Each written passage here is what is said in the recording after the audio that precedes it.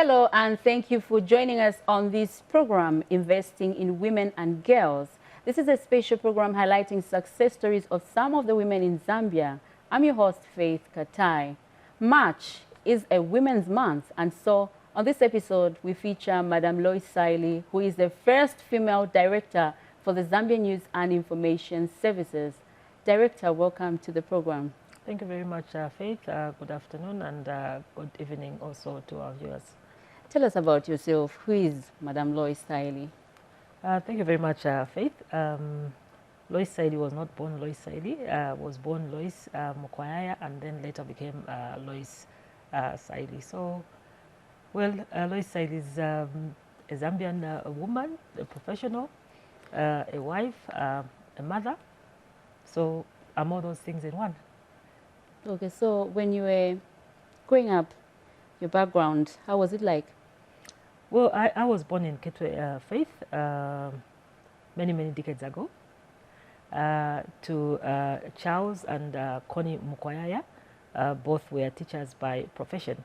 So I was born and raised up in Kitwe. My parents worked in Kitwe as teachers for a very long time until they were later transferred to Mufulira. My father retired as headmaster of Mufulira Secondary School, and my mother retired as headmistress of Mufulira Primary School. So I was born in a family of five, 3 boys and 2 girls, my elder brother, and I've got one sister who is our last born. So I grew up on the Copperbelt, went to school on the Copperbelt. My primary, I started at my primary at what was called Prince Charles Primary School. Later on had a brief stint at Andeke Primary School, and later on for my final primary school grades went to Kitwe Primary School. And from there I went to Ibenga Girls Secondary School, where I was for my entire secondary school. Yeah, from there I went for journalism training, trained as a journalist initially at Evelyn Horn College. Worked for some time, and later I upgraded myself and did studies in media and communications at both a bachelor's degree and master's. And yeah, I started my career as a young reporter with the then Zambia News Agency. You may be aware, Faith, that Zanis did not start off as Zanis. It started off as 2 departments under the Ministry of Information and Broadcasting Services then. So I started off as a young reporter with the Zambia News Agency in 1993, to be precise. So when I was employed from here, mass media, I requested to be transferred to the Copperbelt because that's where my parents were. So I worked in Mufulira for about 2 years and later moved on to Ndola, where the provincial office for Zana was. So I worked with Zana from reporter rising to senior reporter, and my final position with Zana was chief sub-editor in charge of the Copperbelt province before I later moved on to the Road Development Agency into corporate communications. Great. So as you were growing up, what did you aspire to become? In fact, my desire to become a journalist started from when I was a very small girl. I'm a Christian, so every Sunday my parents would take us to church. So I went to Sunday school. Every Sunday I would go to Sunday school. And that is where my interest started from. You know, our teachers in Sunday school, you know, would teach us, apart from teaching us about the Bible, they would teach us, you know, career. You know, sometimes they would ask us, what do you want to become, from that young age. And for some reason, I didn't know, you know, I may not have said I want to become a journalist, but I had an interest in writing and in speaking. So I think that's where my interest started from. And later on, when I was a young girl, I think in upper primary school and later secondary school, I interacted with professionals. But when I was in Sunday school, sometimes the church would take us to the Kitwe studios then. It was not ZNBC, it was Zambia Broadcasting Services, ZBS. So the church would take us for programs at the Kitwe studios. We had a program, I think, called Clubhouse. So they would take us as Sunday school children for the clubhouse. And that is when I met, journalists who worked for the Zambia Broadcasting Services then. And one of them was the late Goreti Mapulanga. So that is where I got the inspiration to go into media from the late Goreti Mapulanga. So I was inspired from that young age. And like I said, I went to school. Later on, I trained as a journalist and I became one. Only that I did not go into broadcast, but I was more inclined to print media because I worked for the Zambia News Agency, which was a wire service. In terms of motivation, what really motivates you, and what attributes make Lois Saili?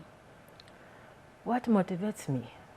Oh, first of all, I think what motivates me is I think the foundation is a Christian foundation.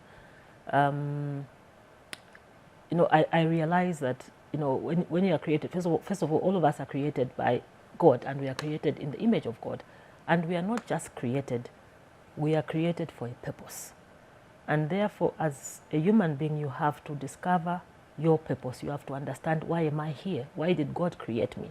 We are not here just to occupy space. We are here, to work towards the purpose that God has for each one of us. And I believe that there's a reason why I'm here. And what drives me is to work towards my God-given purpose. So it's to impact on the lives of other people. God gives us different skills. So the skills that you have, or the place where God has placed you, that becomes your ministry. And God expects you to impact on the people that come into contact with you. So I think that is what drives me. What drives me is my Christian background and my Christian values. That is what drives me. Because I just don't exist. I exist for a reason. And we come to the attributes. What attributes make Lois Saili tick? I think my attributes really come from my personal values as a person. And one of my personal values is hard work. One of my personal values is hard work. And those who have worked with me over the last 30 decades that I've been working, to be precise, this year I think I would have been working for 32 years. So those that have worked with me will tell you that I work hard. Whatever I do, whether it's in my personal life or at work, like where we are now, I work hard. Because like I said earlier, that whatever we do as human beings, if you're a Christian, everything you do is coming from that Christian foundation. The Bible is very clear. God expects us to work hard. The Bible is very clear. It says, God will bless the labor of your hands. If you don't work, don't eat. It's as simple as that. And this value also, I think, was passed on to me from my parents. My father and my mother worked very hard. They didn't believe in shortcuts. They didn't believe in handouts. They didn't believe in getting things that they had not worked for. So from a very tender age, I was taught to work hard. And in secondary school, like I told you, I went to Ibenga Girls Secondary School. That is a school that is run by Catholic nuns. There also, they have strong Christian values that drive that school and everything that they do there. So again, coming from a strong family with a Christian background and with values of hard work, I went to a boarding school run by Catholic nuns, again, where the same values, were taught to me. So that is what shaped my character, from my family to the school that I went to and the nuns that I interacted with for more than 5 years. That shaped my character. So I was taught to use my hands. So when you went to Ibenga, for instance, you had to wash your own clothes. We had to grow our own food. We had to pound our own maize for breakfast. Nobody would, there was no maid there or helper to help you to make your bed or to wash your clothes. You had to do everything on your own. We had to clean the verandas, we had to clean the toilets, everything we did for ourselves. So that is where, my value of hard work comes from. So I believe in working hard. Awesome. I believe in working hard. So nothing in life comes easy. You have to work for it. Your role model, who has been your role model? I think my biggest role model is my father. My late father is my biggest role model, because that's the first person, apart from my mother, those are the first people that I came into contact with as a baby and as a young person. So those are the people that had a very strong impact on my life. And I was very close to my late father. And he taught me a lot of things. When I was going to Evelyn Horn College, actually, he brought me all the way from Mufulira to Lusaka, and spoke words of wisdom before he left. So he had a very huge impact on my life, and for me, I looked up to him for a lot of things. If I needed advice on a number of things, I would call up my dad and ask him what he thought about a particular issue, and he would offer counsel on a lot of things, on work, on school, on a lot of things. So for me, he's my biggest role model. He's late now, but whatever he taught us, whatever he taught me and my siblings has stayed with me, for all these years. Wonderful. Let's take a short break. Stay tuned.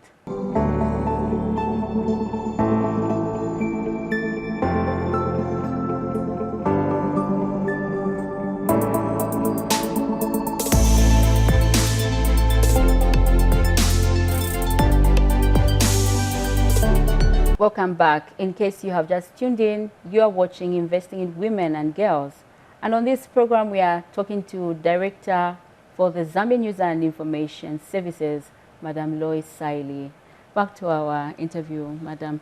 In terms of challenges, what are some of the challenges that you faced in your career path, and how did you overcome them? I think for a very long time, the environments I've worked in, most of the times I worked with men, and most of the times, often not, you have this male superiority, where naturally, maybe because of where we are coming from, our cultural background, where men think that they are more superior than women. And even my late dad, actually, before he passed on, I told you I was born in a family of 5, 3 boys and 2 girls, and my father sometimes would think highly of my brothers and myself. He would say, no, this one is a girl child, she can't do this, she can't do this. But later on in life, when I progressed with my education and started work, my father actually, before he died, changed his view on how he perceived the girl child, because he was able to realize that I achieved and accomplished so much as a girl child. Maybe that was far beyond his expectation. So he actually changed, and he was convinced that a girl child was just as good as a male child. So one of the challenges I've faced is in my career is that sometimes you get male counterparts who think lowly of you. They think that you're not as good as they are. But I've never allowed that to get to me. I think I've worked in such a way that at the end of it all, they believe that I'm just as good, and in certain cases better than even our male counterparts. So it was rough in most cases, having to work with men, and sometimes they would not even treat you. They would think that they are all men, and it has happened in all the places I've worked. And sometimes they would even forget that you're human. They would even call you sir, and then I would have to remind them. I said, look, I'm not a sir, I'm a madam. It was that sort of thing. So yeah, that was one of the challenges, having to deal with the male dominance. But somehow I found a way of navigating, and yeah, I'm here. So how were you navigating? Like, how were you getting back on them? Were you just ignoring their negative sentiments, or you would react? No, not reacting. I think the only way I would react is to work extra hard and show that I am capable of doing what you are able to do. And like I said, even better. So the way I would act is not to take it personal or answer back or pick up a fight or a quarrel with them, is to deliver results. And I remember vividly when we were on the Copper Belt, I was working, I think I must have been senior reporter or reporter, I can't remember now, but it was in Ndola. And I remember we were covering, it was the president at that time must have been President Chiluba, if I'm not mistaken, yes. So we went to the airport to cover the president's arrival. He was coming to the Copper Belt for a number of activities, various engagements that he had on the Copper Belt. So there was me from the Zambia News Agency, and there was a colleague from the Times of Zambia, I think from the Daily Mail and ZNBC and others. That time, I think in terms of TV, we didn't even have too many TV stations like we have now. Yeah, but I remember there were two colleagues from the print media, and one of them was a reporter from the Times of Zambia. And he was a man. So we went in there, and usually the way it would happen is that the newspapers would use the story from their own reporter and not from the news agency. Usually that was the case. So on this particular day, after the assignment, I went back and filed my story back to Lusaka. And the following day, in the Times of Zambia, the lead story was my story that was written by Zana with a byline beating their own reporter. And he happened to be a man. So I remember that he got into trouble with his bosses, to say, how can you allow a Zana reporter to beat you, to a story when you were there? And she's a woman, moreover, and she beat you to the story. What were you doing? So I remember him coming to say, Lois, you've put me in trouble. How could you do that? I said, well, I didn't do anything apart from doing my work. So that is the way I actually confronted that stereotype to say that, women are lesser, than men when it comes even to work. So just that one example is how I dealt with that. So after that, they actually started respecting me.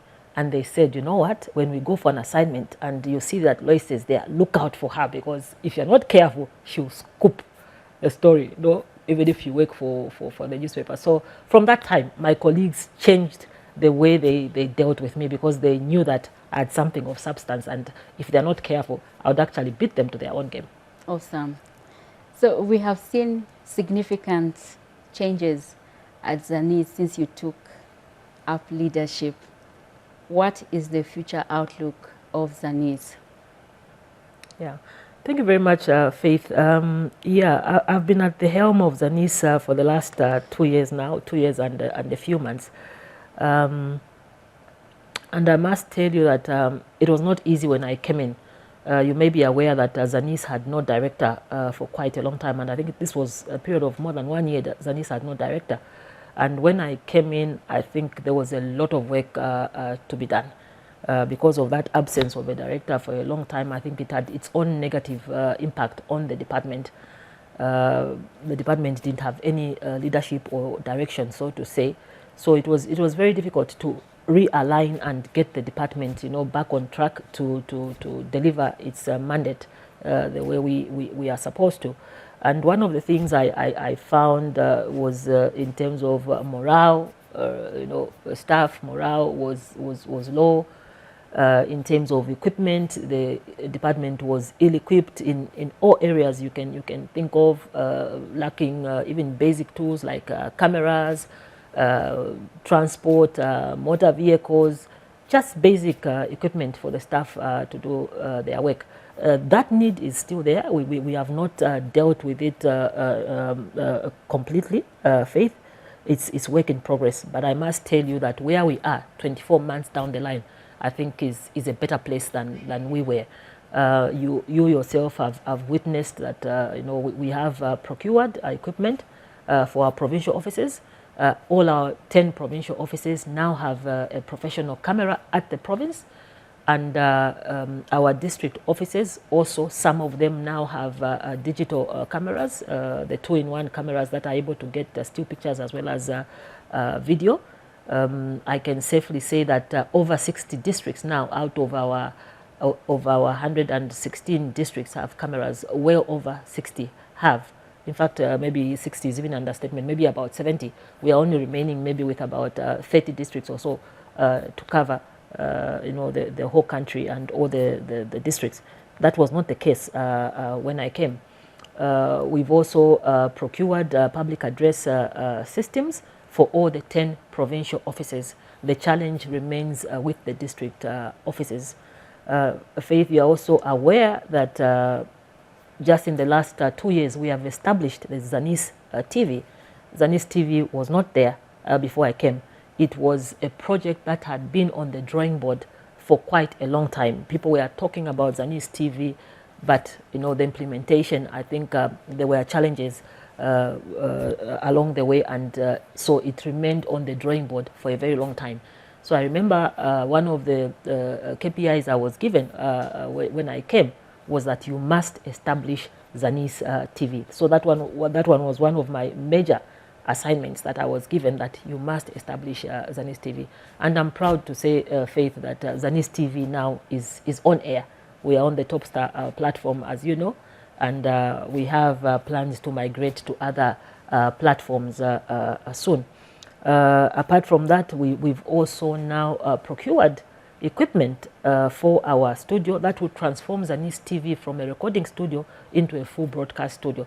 This equipment, Faith, has been delivered and is sitting with us, and we wait for the installation of this equipment just in the next few weeks to transform Zanis TV into a full broadcast studio. You are also aware that we've had at mass media challenges in terms of internet. Just a few days ago, with the compliments of Smart Zambia, we have been empowered with 2 Starlink satellites to improve internet connectivity so that our people are able to operate efficiently. We receive so much footage from all our district offices and provincial offices, and sometimes it has been difficult to download these large files because of the poor internet facilities that we have at mass media. The ICT infrastructure we have is old and needed to be overhauled. But thank God that we didn't have to go that route because of the help from Smart Zambia. So there are all these positive things that have happened at Zanis. The other thing, Faith, I want to talk about is also that we have renewed our relationship with Xinhua, the Chinese news agency. Just last year when our president went to China, that MOU that has existed for more than 40 years, was renewed. And we are now seeing a closer collaboration between ourselves and our counterparts, the Xinhua news agency. Our staff, Faith, have started to benefit in terms of training through support from the Chinese news agency and the Chinese embassy. As I speak right now, Faith, we have one of our members of staff, one of the DIOs from a rural district, who is out in China for 4 months because of this MOU. So you can see that the government efforts and our efforts are bearing fruit. And we are grateful also to our ministry that has provided the support for us to achieve what we have achieved in the last 24 months. And I'm very confident, Faith, that by the close of this year, most of our district offices should be equipped with the basic tools, cameras, and computers, and possibly public address services. You are aware, Faith, that just maybe 2 weeks ago, our own Minister of Information and Media was here to visit us. And the minister was taken around here. He was informed about the challenges that we have in terms of tools, in terms of our infrastructure. And the minister now appreciates and knows our position. And the minister was given a document with information on our challenges and our needs. And we are very confident that we will get help sooner than later. Great. So, Director, what advice do you have for women and girls who are aspiring to take up leadership positions? It's not easy to be a leader. It's not easy to be a leader. Sometimes, I've followed this debate to say, are leaders born or are leaders trained? For me, I think it's a combination of both. You have to have, that inherent thing in you that is put there by God Himself as a leader, and also the training actually just comes to augment that. So it's not easy to be a leader. You can't just wake up and say, I'm a leader. It's either you're born a leader and then training coupled with it. But you have to be ready for the challenges that come with leadership, and especially when you're a woman. Remember what I said earlier. Sometimes, especially when you're superintending over men, not every man will accept a female leader. Sometimes just the fact that you're a woman, that in itself is a problem. You haven't even done anything or said anything wrong. Just the fact that you are a woman, for some men, is a problem. But there are other men that have no problem with female leaders, and they support leaders because they look at this woman not as a woman, but as a leader. So women that are aspiring for leadership, first of all, must be ready to work hard. They must be prepared to work hard. Remember, I told you that one of my personal values is hard work. So people will not excuse you because you are a woman, or pamper you because you're a woman, or feel pity for you because you're a woman. You are a professional. And that's how I look at myself. I don't look at myself as a woman. Yes, I am a woman, but when I come for work, I'm as good as anybody else. It could have been a man, it could have been a woman. But when you take that seat, you are a professional, and that's how I carry myself. I don't carry myself as a woman or otherwise, but I'm a professional. So when I pitch up for work, I know that I've got responsibility. So I work hard to deliver my targets. Every year we sign performance contracts, and I know that I must deliver my target. The only thing that will speak for me is the work that I put in. Okay, so women must be ready to work hard. Don't turn up and say, because I'm a woman, they'll feel sorry for me, or they'll do me a favor, or they'll take me lightly. No, pitch up and do your best. Also, I think invest in your personal development. Invest in your personal development. Don't be content with little things or small things. Invest in your development, and when I talk about investing in your development, I'm talking about your education. Invest in your education. I'm in this role not because somebody did me a favor. I'm in this role because, one, I'm a Zambian, I'm qualified, and I'm experienced. So nobody, even if you have people that are malicious, they want to speak ill of you and say, how did that person get that responsibility? What you have will speak for you, no matter the malice around. So I'm qualified for the job, I'm experienced for the job, I'm a Zambian. So that is my message to women. Invest yourself, get a good education, get the experience that you need, work hard, be assertive, and just be a good leader. Even if it was a man, be a good leader. Don't let your gender be used as an excuse, for failure. So that's how I carry myself. I just look at myself as a professional. I turn up every day, resolved. Remember what I said? I said what drives me also is my Christian values.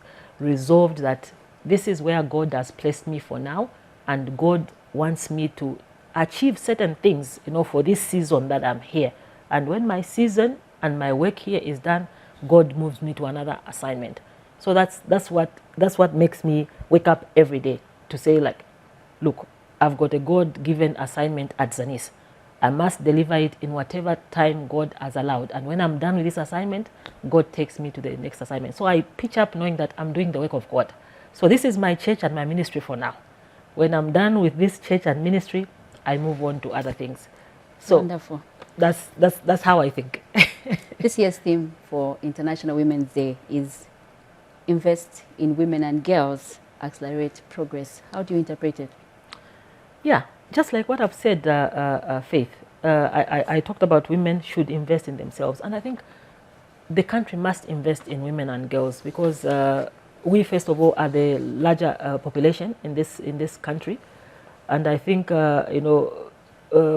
women, we have something special that God has put in us, that motherly thing of wanting to carry everybody along. They say when you educate a woman, you educate a nation, you educate the whole world. Yeah, look at even women maybe that are not as privileged as you and me to have been to school.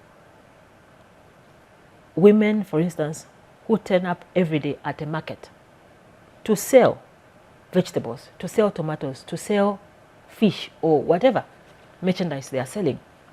They wake up and sit maybe at the market from as early as 05. What are they doing there? They are working to make a living for their family. That is a woman for you. And that is the reason you must invest in that woman. And when we talk about investing, maybe we should not look at it from the education point of view. Investing in every sense of the word. If it is a woman that requires a skill, let us invest so that she can use her hands to look after her family. Empower her. And I've seen, for instance, government through various government ministries. Community development is one of them. Ministry of Gender is one of them, where they're empowering women, you know, with tools, for instance, sewing machines, hammer mills. Why is government doing that? They're investing in women because they realize that when you invest in a woman, you have invested in a family, you have invested in the nation. You're actually lifting up not just that one individual, but you are lifting up communities. You are lifting up the entire nation, because the women, like I've said, have got a special place. It's something that God has given in them, that, you know, they are so skilled and they are so caring. It's not just about them. It's about the next person and that child and that auntie and that person maybe who is vulnerable. So when you invest in women, in whatever sense you look at it, whether it is education, whether it is skills, whether it is you know, through empowerment equipment or loans or whatever it is, you are really lifting up a whole community and a whole nation. Viewers, that is all we had for you on Investing in Women and Girls, a special program highlighting success stories of some of the women in Zambia. On behalf of the entire Zanis production team, I have been Faith Katai. Have a pleasant viewing.